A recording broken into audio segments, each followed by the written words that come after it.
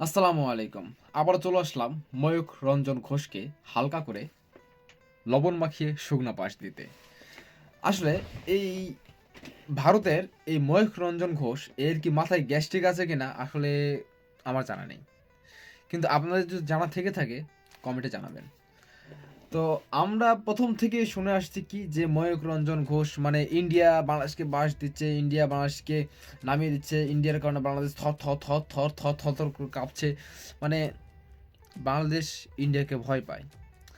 তো এই বাংলাদেশকে বাস দিতে গিয়ে এই বাসটা বেকায়দাভাবে অন্য একটা ঘাটে গিয়ে লেগে সেই বাসটা পেছনে ঢুকে গেল ময়ূখ রঞ্জনের ওই জায়গাতেই। তো এর কিছুটা বাস বাংলাদেশকে দিতে যায়, বাসটা কার পিছনে গেছে একটু নিউজগুলো দেখে আসি, তাহলে বুঝতে পারবো। ভারতের পশ্চিমবঙ্গ ও মহারাষ্ট্র সহ বিভিন্ন রাজ্যে উৎপাদিত পণ্যের ন্যায্য মূল্য পাচ্ছে না কৃষকরা। এর ফলে চরম অসন্তোষ তৈরি হচ্ছে ভারতীয় কৃষকদের মধ্যে। উৎপাদনের খরচ না পাওয়ায় রাস্তায় ফেলে দিচ্ছেন আলু, পেঁয়াজ। এমন পরিস্থিতিতে রিপাবলিক টেলিভিশনের সাংবাদিক ময়ূখ রঞ্জনের বাড়ি ঘেরাও করেন কৃষকরা। ময়ূখ রঞ্জনের বাড়ি ঘিরে কেন ভারতীয় কৃষকদের বিক্ষোভ তা নিয়ে আরো জানাচ্ছেন শেখ মুজিব।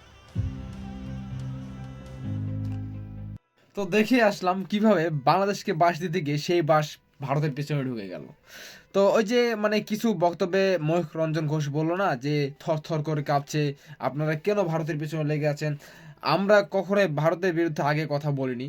তো প্রথম থেকেই বাংলাদেশকে কিভাবে বাস দেওয়া যায়, বাংলাদেশের পিছনে কিভাবে লাগা যায়। আচ্ছা, আমার প্রশ্নটা এই জায়গাতে, বাংলাদেশের প্রধানমন্ত্রী শেখ হাসিনা তো বাংলাদেশ থেকে চলে গেল, ভারতে থাকলো, ভারতে আপনারা জায়গা দিলেন, আপনাদের কোন স্বার্থে?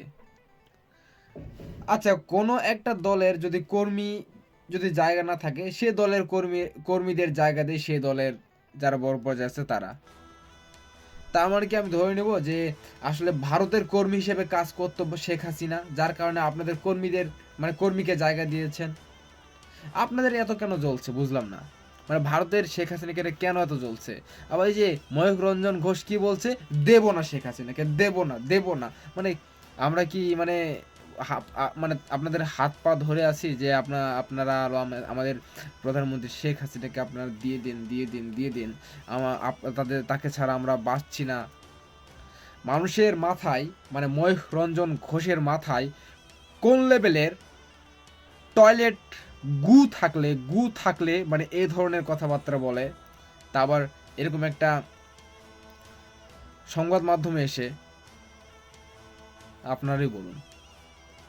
মানে বাংলাদেশের মানুষ খায় গরুর দুধ, আর ময়ূখ রঞ্জন ঘোষ খায় গরুর মুত। মুত খাইতে খাইতে তার মাথার চতুর সাইড দিয়ে কান নাক শব্দে মুত বের হচ্ছে।